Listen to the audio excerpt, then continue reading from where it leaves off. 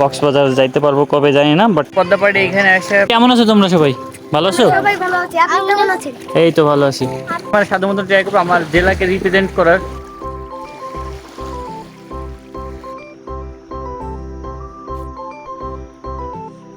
Hey guys, this is Subrata and welcome to fresh a new blog. তো অনেকদিন পরই পদ্মা নদীর সাইডে চলে আসলাম ভিডিও করার জন্য। সো আজকে ভিডিওতে বিশেষ তেমন কিছু বলার নাই, বাট একটু অন্যরকম হতে যাচ্ছে আজকে ভিডিওতে। দেখো সারাদিন কি করলাম, সারাদিন বিশেষ কোনো কিছু করি নাই, বাড়িতেই ছিলাম, ফেসবুক ইউটিউব এইগুলোতেই ছিলাম।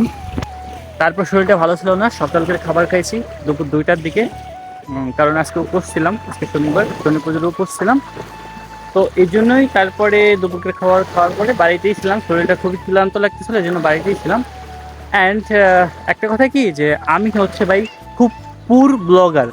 পুর ব্লগার বলতে, গরিব ব্লগার বলতে এই কারণটা বোঝাইলাম যে দেখো এতদিন ধরে ভিডিও করছে, আমার কিন্তু স্পেশাল কোনো কিছু নাই, মানে একটা ভালো ফোন, একটা ভালো ক্যামেরা, এমন কোনো কিন্তু কিছু নাই। মানে আমার যে মোটামুটি ফোনটা আছে এটাতে নিয়ে কিন্তু আমি ব্লগ ভিডিও করি। তো এইটাই মূলত একটা কারণ, এই জন্য হয়তো বা তোমরা অনেকে সাপোর্ট করো না, বিশেষ করে আমার ফ্রেন্ড সার্কেল তো কোনো সাপোর্ট করে না। সো ওরা হচ্ছে সিম্পেথি দেখানোর জন্য অনেকেই হচ্ছে সাবস্ক্রাইব করে রাখছে, ভিডিও দেখে না, অনেক ডিমোটিভেটেড কথাবার্তা বলে, অনেকেই অনেক কিছু শুনতে হয় এলাকা থেকে। এটা যারা গ্রামে বাস করো তারা অবশ্যই বুঝতে পারবো। যারা পদ্মাপাড়ি এখানে এসে ছোটো ছোটো পিছিয়ে সাথে দেখা হয়ে গেল, ওরা এইখানে রিস্কটা নিও। কেমন আছো তোমরা? ভালো। কি করো? আমরা এখানে খেলাধুলা করছি। কোথায়? এমনি হাঁটাচলা করছো এই নৌকার পর দিয়ে? হ্যাঁ। এমনিতে এমনি কিসে পড়ো? ফ্রিতে করি। তুমি কি করো? আর তুমি? ওয়ানে। ওয়ানে পড়ো? তোমাদের গ্রামের নাম কি বলো তো?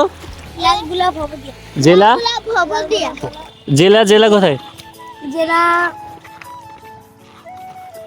তুমি বলো তো? জেলা। জেলা রাজবাড়ি। জেলা রাজবাড়ি। জেলা কি? রাজবাড়ি। হ্যাঁ, মনে রাখবা, বুঝছো? এমনিতে কেমন আছো তোমরা সবাই? ভালো আছো? সবাই ভালো আছে। আপনি কেমন আছেন? এই তো ভালো আছি। আপনি কেমন আছেন? পদ্মা নদীর পাড়ে এসে ভালো লাগে? হ্যাঁ। তো গাইস দেখছো যে এরা কত কত কিউট আর কত এটা সরল, মানে পোলাপান তো বোঝো যে কেমন হয় সাধারণত। তো এই জন্যই হচ্ছে এরা আমাদের জেলার নামটাও জানতো না। তো বেসিক্যালি আমি চেষ্টা করলাম যে ওদের জেলার নামটা মনে করা দেওয়ার জন্য। তো এইভাবে ছোটো ছোটোভাবে আমি হচ্ছে ট্রাই করব যে আমি আমার সাধ্য মতো ট্রাই করবো আমার জেলাকে রিপ্রেজেন্ট করার, জেলাকে এক্সপ্লোর করার। তো দিন শেষে দেখা গেছে আমাকে সাপোর্ট করার মধ্যে কেউই নাই। ইভেন তোমরা ইউটিউবে যারা ভিডিও দেখো তারা ওইভাবে সাপোর্ট করো না। তাহলে দেখো যদি ওইভাবে সাপোর্ট করতাম মোটামুটি একটা ভালো পর্যায়ে থাকতাম। তাই আমি আমার সাধ্য মতন অনেক কষ্ট করি, অনেক চেষ্টা করি। তো দেখো শুধুমাত্র ইউটিউবে আমি আমার দিক থেকে চেষ্টা করি, তোমরা একটু সাপোর্ট করলে কিন্তু ভালো কিছু করা সম্ভব। তো আমার যে ক্যামেরা ধরার জন্য, ইভেন এর মাঝে দুটো প্র্যাঙ্ক ভিডিও, একটা চ্যালেঞ্জ ভিডিও করতে চাইছিলাম। তো ক্যামেরা ধরার জন্য যাতে একটা লোক লাগবে, সেজন্য আমার ছোটো ভাইদের বলছিলাম, ইভেন ফ্রেন্ডদেরও বলছিলাম। তো ওরা ব্যাপারটা স্কিপ করে যায়। তো এই ব্যাপারগুলো খুবই খারাপ লাগে। তো এই সাপোর্টগুলো না করলে কেমন সম্ভব বলো, এই জন্য ওরাও অ্যাভয়েড করে যায়। তো এখন যাই হোক, এটাই হচ্ছে মূলত পুর ব্লগার হওয়ার একটা কারণ।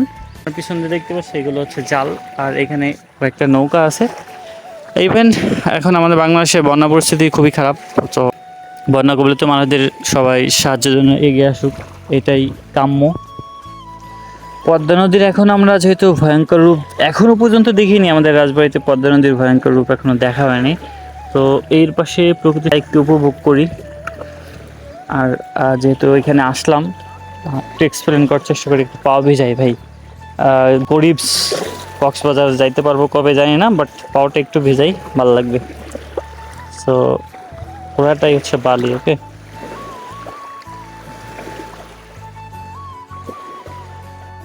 হ্যাঁ জানি কোনো কিছু পেতে হলে অনেক মেহনত, অনেক কষ্ট করতে হবে।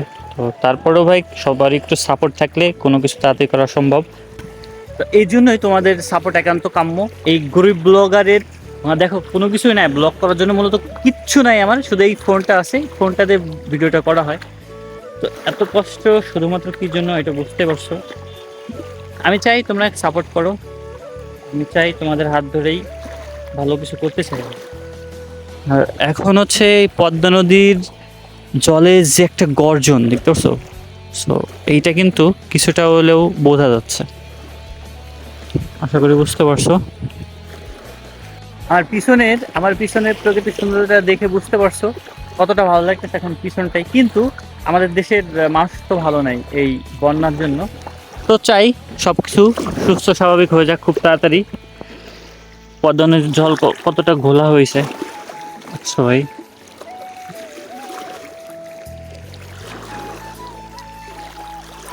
হ্যাঁ, একটা নৌকাও নাই দেখা যাচ্ছে। খুবই শান্তশিষ্ট পরিবেশ চারপাশে।